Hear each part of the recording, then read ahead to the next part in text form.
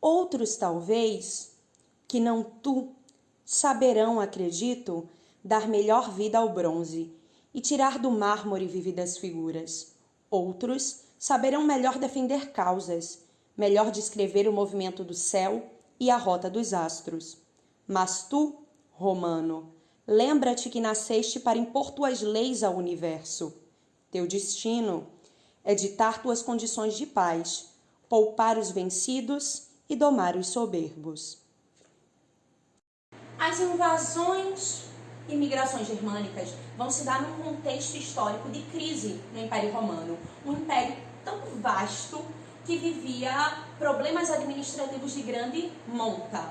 Existem muitos fatores associados à crise no Império Romano, mas podemos destacar alguns elementos cruciais, entre eles o crescimento dos gastos com a administração pública, que gerava, por exemplo, a corrupção, a dificuldade em fazer com que o imposto cobrado chegasse dentro da unidade administrativa romana, o que acabava aumentando as taxas de impostos e gerando aí grandes comoções sociais. O elemento central das grandes revoltas populares, tanto por parte dos plebeus quanto dos escravos. Com essa dificuldade de gerir a coisa pública, a gente vai ter uma alta no preço dos produtos, uma alta nos impostos, um grave problema de inflação que vai insuflar, nessa medida, as revoltas populares. Além desse grande problema na gestão pública romana, a gente vai ter também a questão das próprias migrações pacíficas dos povos germânicos, que vão se dar num primeiro momento. Esses povos, traduzidos pelo romano como bárbaro, mas que historicamente falando nos convém chamá-los germânicos, porque todos eles, nas suas idiosincrasias culturais, vão ter em comum um patrimônio linguístico, um tronco linguístico germânico, começaram a migrar para o território romano de maneira pacífica, por meio das relações comerciais entre os povos das fronteiras, por meio de relações matrimoniais, e em alguns casos os homens, descritos como bárbaros, eram utilizados para engrossar as fileiras de soldados romanas, trabalhando como mercenários, por exemplo. Então, num primeiro momento, esses povos germânicos vão entrar na fronteira de maneira pacífica e vão, inclusive, insuflar um processo de ruralização da economia. Muitos germânicos que chegavam a Roma, eles foram associados a um sistema de colonato, pelo qual o usufruto da terra era trocado por uma série de serviços, uma série de trabalhos braçais. Então eu troco o usufruto da terra por um serviço prestado. Essa instituição do colonato vai ser muito importante para que a gente entenda posteriormente as relações feudais. Então a gente já vai ter a instauração de um sistema de colonato para poder gerir essa relação com o invasor pacífico, que num primeiro momento o homem germânico é. Esse contexto histórico de crise no Império Romano vai fazer com que no ano de 324 d.C., o imperador Constantino mude a capital do Império de Roma para Bizâncio. A cidade de Bizâncio era um importante entreposto comercial, ligando o Oriente e o Ocidente. A cidade de Bizâncio, ela vai ter esse apelo estratégico, mas ela vai despontar aí como uma adaptação e como medida de segurança para o próprio Império Romano, porque a ideia era afastar a capital administrativa do Império desse avanço dos povos germânicos. Essa cidade de Bizâncio foi reconstruída, fortificada, ao redor dela foi erigida uma muralha dupla e rebatizada em homenagem a Constantino, sendo traduzida nesse período histórico como Constantinopla.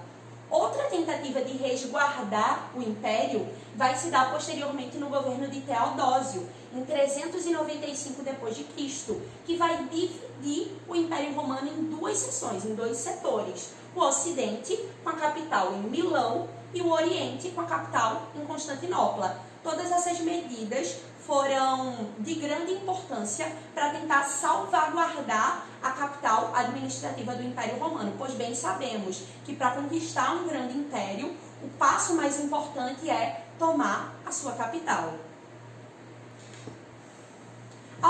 tempo, vamos ouvir falar de Constantinopla de acordo com termos diferentes.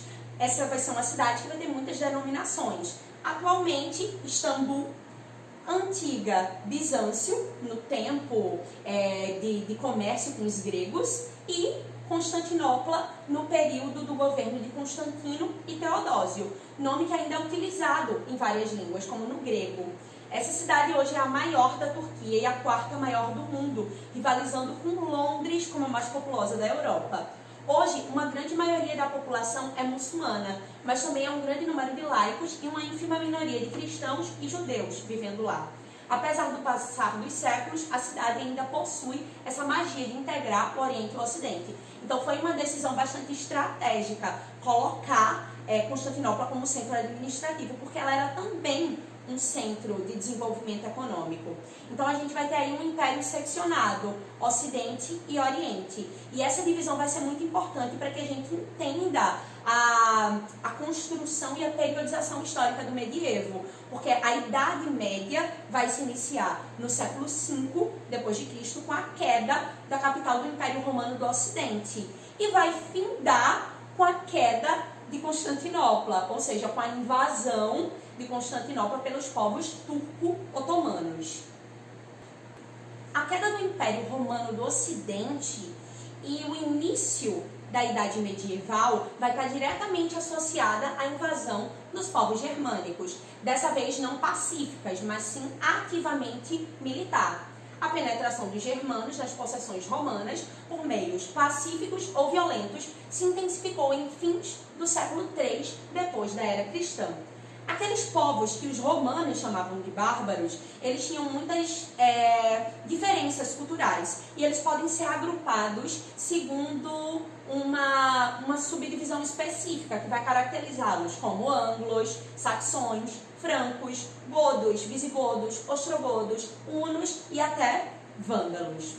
Um termo que recebe hoje uma conotação muito negativa ligada à violência, necessariamente para expressar o grande impacto que a invasão desses povos trouxe para o contexto da Antiguidade Clássica. Como já bem definimos, os bárbaros eram povos que habitavam a Germânia, região da Europa situada entre o norte do rio Reno e o Danúbio. Estes constituíram vários grupos, com regras próprias de convivência, tais como os jutos, anglo-saxões e todos esses povos que já foram mencionados. Esses grupos eram culturalmente diferentes, mas em comum tinham uma dedicação quase que integral à agricultura e à guerra. E aí eu destaco para vocês essa cultura militarista que se construía ao redor dos líderes locais, porque os líderes desses povos eram os homens que efetivavam as leis. Daí a gente falar sempre sobre o direito consuetudinário. É o direito definido oralmente, que passa de geração para geração por meio da tradição e que é vinculado por meio do chefe. Então era muito honroso para um germano no campo de batalha dar a vida pelo seu líder, porque além de mantenedor da estrutura social, ele também era entendido como instituidor da lei, da justiça, como regulador da justiça. E aqui a gente dá ênfase aí a essa imagética por trás do homem germânico, que embora definido como bárbaro, tinha sim uma cultura significativa e que estava munido da arte da guerra. A gente vai destacar aqui o uso da cota de malha, são indumentárias que vão fazer muito parte da imagética do cavaleiro medieval posteriormente. A cota de malha para impedir as feridas no campo de batalha, a utilização do escudo, do elmo, desse capacete, das lanças e etc. Então aqui só para citar, os burgúndios, os visigodos, os vândalos já eram doutos nessa arte da guerra. Interessante ressaltar ainda, dentro do tronco germânico, as culturas celta e a dos povos francos. Os celtas ficaram muito conhecidos, tanto dentro do medievo, quanto no próprio tempo presente, pelas referências da cultura pop. Dentro da religiosidade da cultura celta, acreditava-se nos espíritos da natureza, e se fazia uma associação específica entre a fertilidade e o bode, Baphomet, que vai ficar conhecido na Idade Média como inimigo da cristandade, ou aquele que não deve ser nomeado. Para inferências da cultura pop, a gente tem, por exemplo, o seriado Sabrina, onde o coisa ruim é representado como um bode que está ali segurando um livro, que está ensinando as crianças. Então, esse resquício da cultura celta ele vai ser muito rememorado. Com relação aos povos francos, é preciso dar uma maior atenção a eles, visto que os francos vão se estabelecer como associados aos resquícios do Império que sobrarem após a invasão do Ocidente e vão desenvolver aí o Sacro Império Romano Germânico, a posteriori.